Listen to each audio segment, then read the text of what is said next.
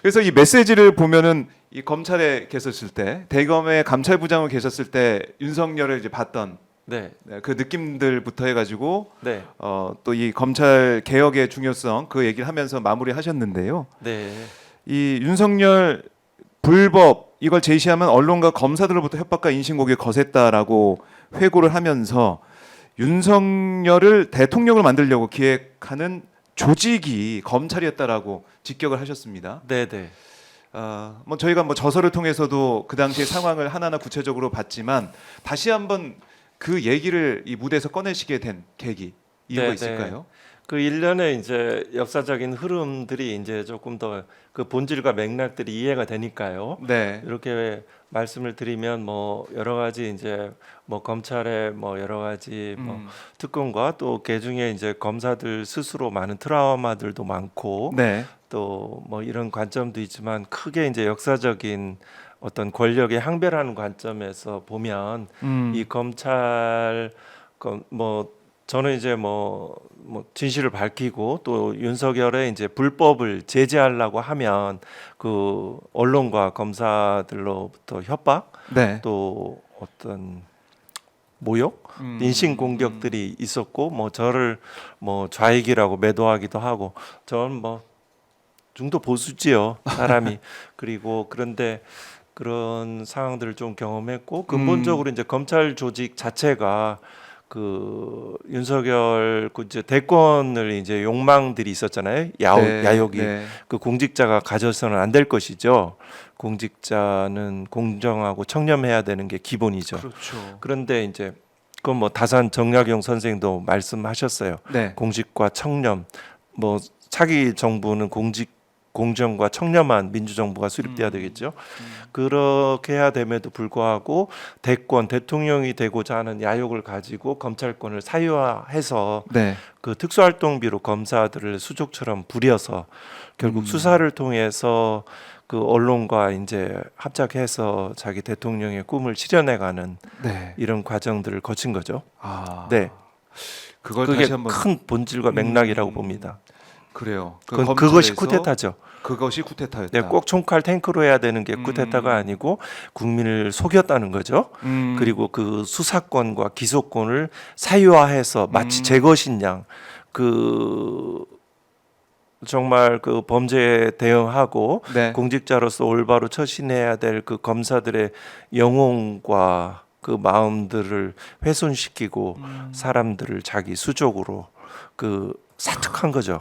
그 이런 행동들을 한 거죠. 네. 네. 그 자체 검찰총장에서 있었던 그 모습을 변호사님이 감찰부장 하시면서 보시면서 그 당시에도 기소권 사유화, 수사권 사유화 해가지고 쿠데타를 했다. 네, 사실상. 네. 그렇게 봅니다. 예. 그런데 윤석열이 대통령이 됐단 말이죠. 네, 네, 네. 대통령이 돼서 그 2년 넘게 우리가 이제 지켜보면서 참 수많은 좌절과 고통을 느꼈습니다. 네. 윤석열 정권의 이제 무지막지한 그 횡포와 네. 국민들을 억압하는 그런 모습을 보면서 많은 고통을 받았는데 네. 감찰부장님 네. 또 역할을 하시면서 지켜봤고 그 이후에 변호사 역할 하시면서 계속 윤석열 정권 지켜보셨는데 지금 뭐 내란 사태지만 내란이 벌어지기 전에 쭉 지켜보면서 어떤 평가를 좀 하셨습니까? 어느 시기를 말씀하시는 그 거죠? 처음부터 끝까지 내란 전까지 대통령 전체 취임 통계를 보면 후에부터 그렇습니다. 2022년 5월 9일부터 네, 취임한 거죠. 2024년 12월 3일 내란 3일까지 사태까지. 그 대통령직을 수행하는 거요. 네. 제가 뭐 세부적인 뭐 이런 각종 뭐 정책과 그리고 정책의 실패들 전체적으로 나라가 망가지는 과정이었었죠. 그죠? 그렇죠. 그 군인들 저는 뭐 군인들에 대해서 이제 군복무를 이제 뭐 경기도 포천 또 네. 논산 훈련소 사적인 거긴 하지만 그 군인에 대한 그런 마음들이 있습니다. 그 나라를 위해서 그 생명과 온 가족 일상의 불편함들 감수하는 그 군인들을 그 망가뜨렸잖아요. 네. 비상계엄 때 아하. 우리 국력들 안보를 침해하고 또 그리고 자기의 어떤 독재 장기 집권의 그런 야망을 위해서 많은 사회들을 망가뜨렸잖아요. 네. 뭐 그 이루 헤아릴 수가 없죠. 결국은 저거는 친일이다. 정말 뭐 여러 가지 뭐 구체적인 합리적인 근거와 그 추론들을 얘기할 시간은 안 될 것 같고요. 네. 나라가 온통 망가지고 나라가 그 퇴보하고 또 국민들로 하여금 정치라는 것이 저렇게 중요하다. 나의 그 생활과 경제와 돈과 이런 평화와 이런 것들을 직접적으로 침해한다. 점점 더 많은 시민들이 깨어가는 네. 이런 과정들이었을 것 같아요. 더 좋은 열매를 맺어가는 과정이죠. 그 고통은 크지만 더 좋은 열매를 맺어가고 민주주의를 실현해가는 과정이라고 이해합니다. 네. 그리고 윤석열 정권의 그 모습을 뭐 총평하자면 나라가 망가지는 그런 과정이고, 네, 그런 그리고 아픔이었다. 친일적인 음. 그런 흐름들이 그대로 이어지고 네. 있다는 거죠. 아하. 그러니까 참 이 윤석열 정권을 우리가 뭐 겪었습니다. 3년 이제 정도 이제 겪고 지금 내란 사태 마지막 막바지에 와 있다는 생각이 드는데, 그동안에 망가졌던 나라 이걸 바로 세우기 위해서 우리 국민들이 노력을 했고 뭐 야당도 마찬가지고 노력을 해왔는데, 그거를 반국가 세력으로 매도를 하고 줄타내겠다, 예산을 삭감했다, 그런 이유로 군인들을 국회에 보내고 중앙선관위에 보내가지고 네, 그야말로 군홧발로 국헌은 문란한 거 아니겠습니까? 네 맞습니다. 그렇게 결론이 나왔는데도 불구하고 네. 아니다. 네. 이거는 야당 때문이야. 네. 야당 때문에 어쩔 수 없었어. 비상대권 할 수밖에 없었어. 비상계엄 할 수밖에 없었어. 이런 주장을 또 이른바 윤석열 쪽에서 계속 주장을 하고 있단 말이죠. 네, 네, 그러니까 국민들께서는 이게 너무나 이해가 안 되는 거예요. 이런 네. 상황 자체가. 네, 네. 이렇게 군홧발로 짓밟아놨는데 지금 헌재에 나와서 윤석열 하는 모습을 보면은 정말 그야말로 뻔뻔한 모습을 보여주고 있단 말이죠. 네. 그 이해가 안 되는 상황입니다. 네, 뭐 일단 뭐 윤석열 대통령이라는 직위도 그렇고 또 그 외에 이제 그 1호 당원이라고 하던가요? 네, 그 국민의힘의 여전히 뭐 당원이죠. 그 옹호하는 그 국민의힘 당은 네, 기본적으로 대통령은 월급을 받고 특수활동비를 받고 국민의힘은 그 정당 활동에 그 자유 내지는 그 민주적 기본 질서에 도움이 되기 때문에 국가가 보조금을 주고 또 각종 선거 비용도 보증해 준단 말이에요. 그러면 공동선 그리고 헌법의 가치를 실현하기 위해서 노력을 해야 되는 공적인 인물과 조직들인 거죠. 그죠? 그런 것들을 이제 자기 사실관계를 왜곡해 가면서 선동을 하는 거죠.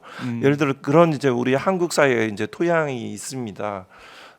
크게 이제 병적인 반공주의와 그다 한 7, 80년 전에 그 의식으로 미라가 된 극우주의.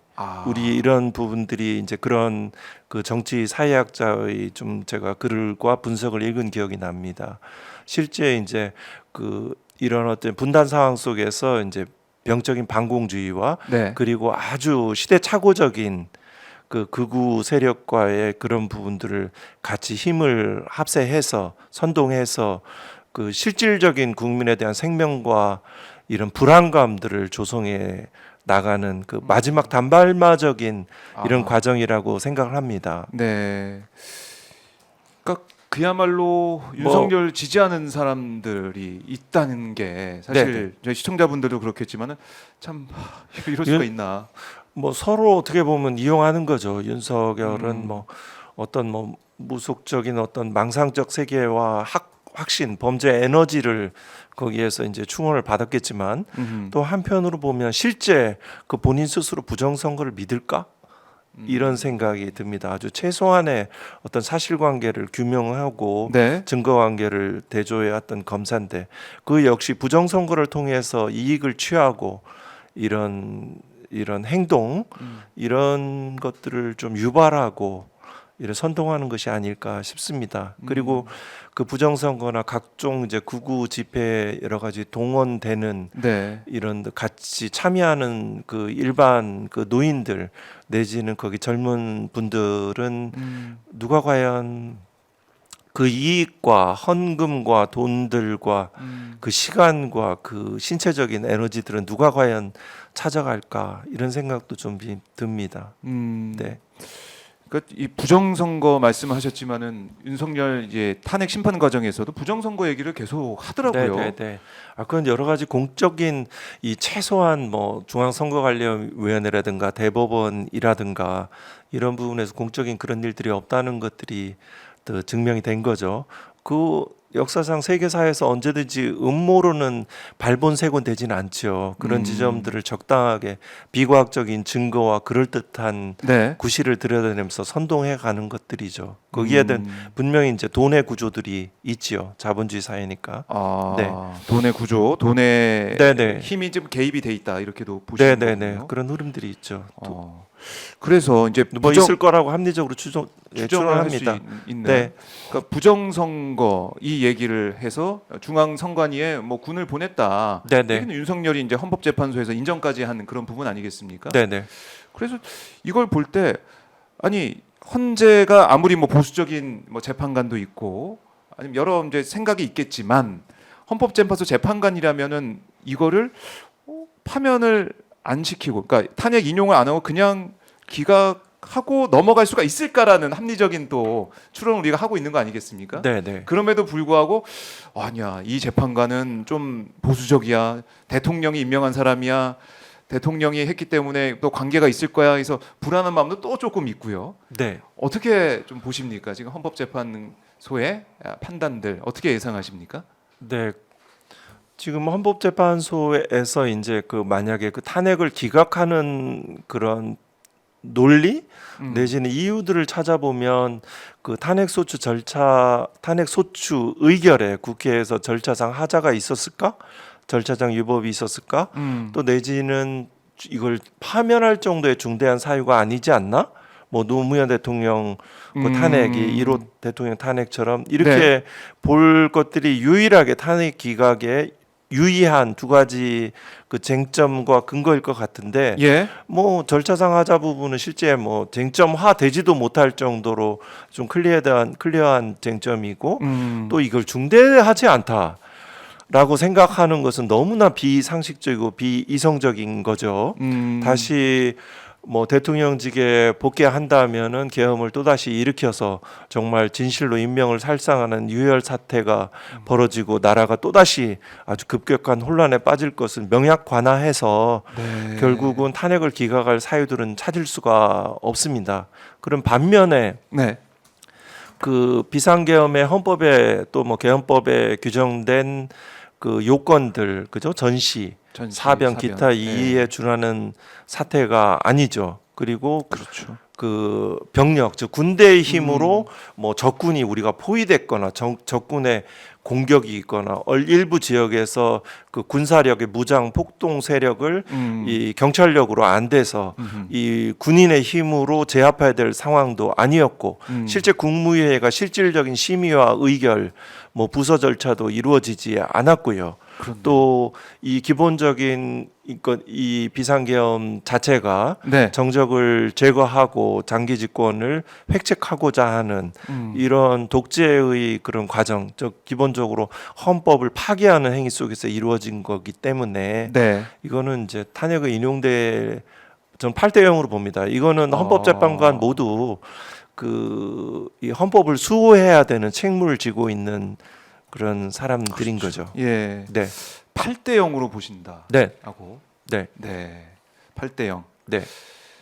이거 저희가 이제 인터뷰 하시는 분들마다 다 이제 8대 0 말씀을 하시는데 전원일치. 전원일치. 네. 알겠습니다. 이게 단호하게 말씀해 주시니까 네네. 뭐 네, 저희가 일부 좀 이제 마음을 좀 특정일을 놓을 수 있을 것 운영해 같은데. 주는 그 뭐 직간접적으로 다 뭐 저도 이제 법원에 오래 근무했었고 부장판사까지 했고 거기들은 되게 이제 저보다 더 오래한 판사 출신들에 대해서 직간접적으로 뭐 여러 가지 평가와 이런 뭐 성향 뭐 이런 분석들을 하는데 이거는 사실과 역사가 압도하는 힘이 너무나 큽니다. 네. 그러니까 그 재판관의 뭐 보수적인 성향이나 아니면 뭐 누구랑 친하다 이런 것과는 연관이 없을 것이다. 그 조직과 그 안에 들어가면 네. 또 그에 또 어떤 충실한 책무를 수행하게 됩니다. 네. 뭐 저를 뭐 정치적인 뭐 이런 부분으로 하는데 제가 판사할 동안 정치적인 그런 의도를 가지고 재판했던 적이 뭐 없습니다. 네, 그래요? 선거법 위반 재판이든 물론 물론 뭐 판사들 저는 약간 이제 평균적인 판사와 조금 다른 뭐 다른 점이 있긴 있었다고 생각합니다만. 네, 네. 그래요. 그래서 박근혜 전 대통령 당시 그때도 돌이켜 보면 네. 그때도 상당히 불안했던 마음이 있었죠. 근데 이제 8대 0이 나오긴 했었어요. 그때도. 네, 그때는 오히려 더 지금보다 더 그 탄핵 심판 청구가 기각될 거라는 전망들이 꽤 있었죠. 지금 이제 헌법재판소 같은 부분에 적어도 보완은 그 네. 평의와 그런 보완들은 이루어지고 있는 것 같습니다. 어, 네. 그런 부분들도 중요한 거죠. 네. 평의의 비밀 보완이 유지되고 있다는 점. 보안이 유지가 되고 있다. 네, 네.